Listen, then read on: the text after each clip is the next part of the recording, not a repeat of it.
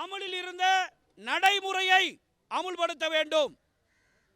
ஏற்கனவே 69 அரசாணையில் தகுதியுள்ள அமைச்சு பணியாளர்கள் பொறியியல் பட்டப்படிப்பு மெக்கானிக்கல் எலக்ட்ரிக்கல் படித்திருந்தால் அமைச்சு பணியாளர்கள் இளநிலை வலைதொழில் அலுவலராக பதவி என்பது வழங்கப்பட்டு வந்தது. ஆனால் பிப்ரவரி 2020 அமைச்சு பணியாளர்களுக்கு அரசாணை 69 பிறப்பிக்கப்பட்டு அமைச்சு பணியாளர்களுக்கு அது ரத்து செய்யப்பட்டிருக்கிறது. இது அமைச்சு பணியாளருக்கு இழைக்கப்படும் அநீதியாக கருதுகிறோம். 69 அரசாணையை ரத்து செய்து தகுதியுள்ள அனைவருக்கும் ஏற்கனவே இருந்த நடைமுறையை அமுல்படுத்த வேண்டும்.